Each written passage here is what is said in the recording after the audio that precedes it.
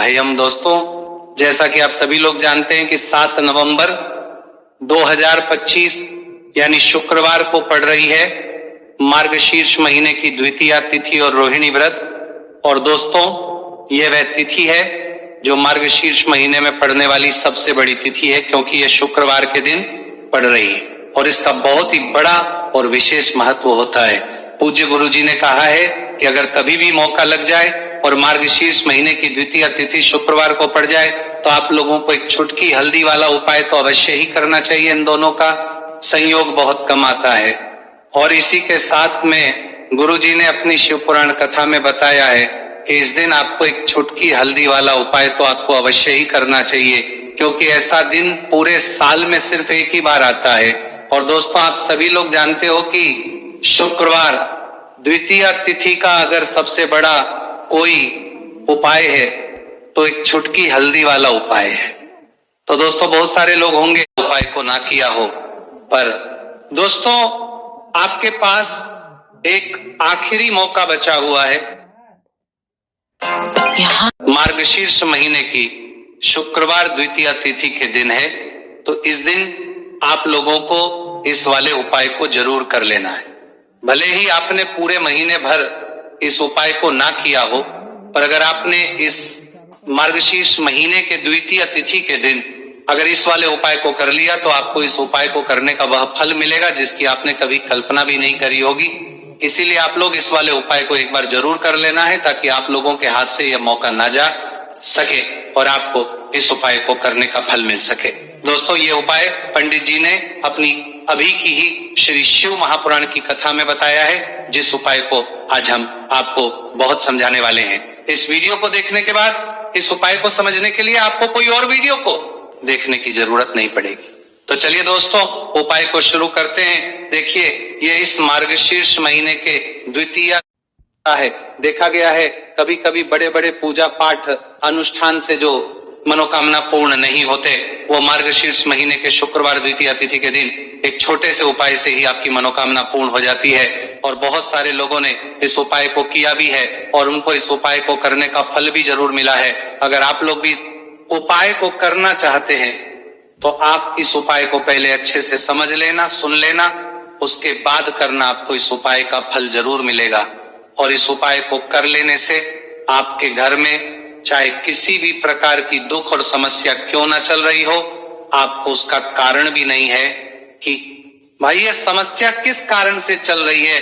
उसका कुछ भी कारण हो सकता है, जैसे पितृदोष हो सकता है या किसी भी तरह का मंगल दोष भी हो सकता है। तो इस दिन आप लोगों को ये वाला उपाय कर लेना है। ये एक ऐसा उपाय है जिस उपाय को अगर किसी विशेष दिन पर किया जाए तो भाई उस विशेष दिन का जो है वह तो हमें मिलता ही मिलता है, पर हमने उस दिन पर इस उपाय को किया है तो हमें उसके के बारे में हमारे बात करते हैं। लेकिन उससे पहले आप लोगों को यह जानना आवश्यक है कि आखिर ये उपाय किस समय करना है, किसको करना है और कैसे करना है। तो चलिए हम आगे आपको वीडियो में एक एक करके बता देते हैं। लेकिन उससे पहले अगर आप लोग हमारे चैनल पर पहली बार आए हैं या फिर मेरी आवाज आज पहली बार रहे हैं तो हमारे चैनल को सब्सक्राइब जरूर कर लेना और इस वीडियो को लाइक करके कमेंट बॉक्स में श्री शिवाय नमस्तु भयम ओम नमः शिवाय जरूर टाइप कर देना। तो दोस्तों, इस एक छुटकी हल्दी वाला उपाय को हमें इस शुक्रवार द्वितीया तिथि के दिन कैसे करना है, किसको करना है, किस समय करना है और कहां पर करना है, ये सारे सवालों के जवाब आपको इस वीडियो में मिल जाएंगे। और जो ये वीडियो देखेगा भाई, उसको एक छुटकी हल्दी वाला उपाय जरूर करना चाहिए। इस दिन हल्दी के भी बहुत ही बड़ा और विशेष महत्व होता है। और जब बात आ जाए एक छुटकी हल्दी की, तो ये सोने पर सुहागा वाली बात हो जाती है और यह एक बहुत ही बड़ा उपाय हो शुक्रवार द्वितीय तिथि का।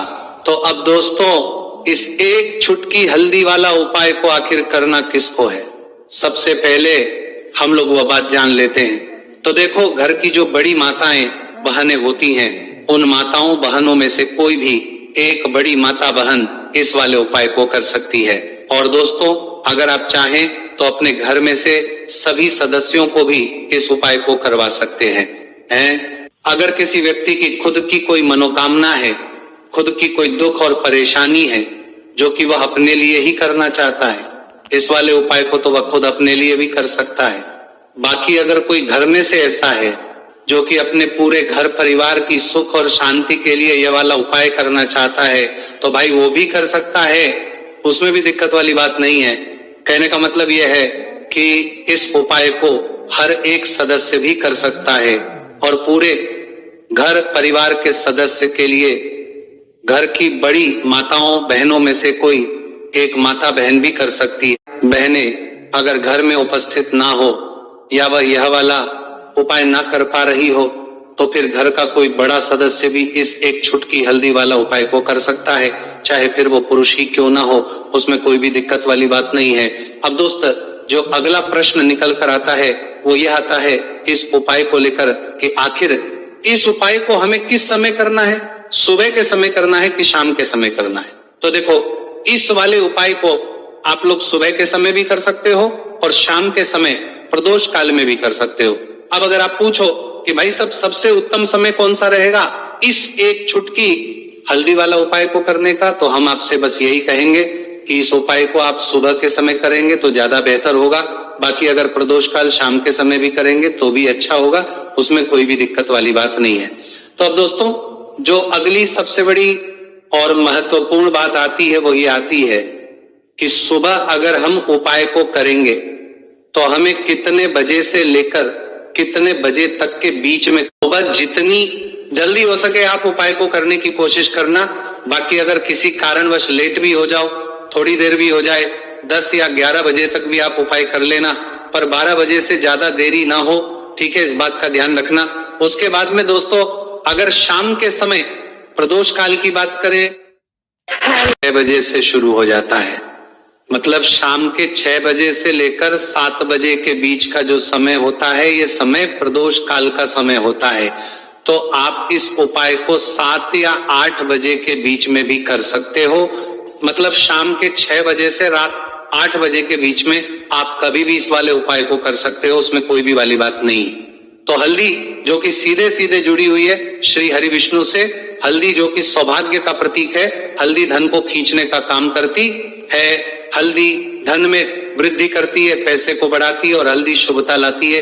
इसीलिए हम कोई भी शुभ काम करते हैं उसमें सबसे पहले हल्दी का उपयोग करते हैं। कोई भी पूजा पाठ हो, विवाह हो, गृह प्रवेश हो, सबसे पहले हम हल्दी को ले लेते हैं। वहां समझ लीजिए आप घर में सुख और समृद्धि बढ़ती चली जाती है और जितनी भी नेगेटिव चीजें होती हैं, जो बुरी शक्तियां होती हैं, जो नकारात्मक ऊर्जा होती है, तुरंत आपके घर से दूर होती है।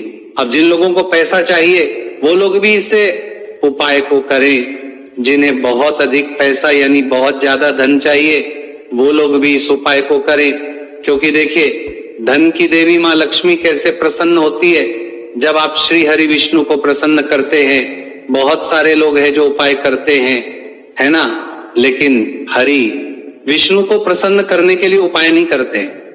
माँ लक्ष्मी से जुड़े हुए बहुत से उपाय करते हैं, लेकिन माँ लक्ष्मी तो तभी प्रसन्न होती हैं जब श्री हरि विष्णु प्रसन्न होते हैं।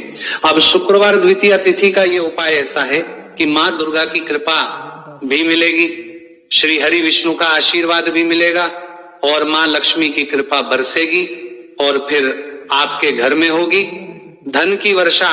मतलब जो तिजोरी है आपकी धन से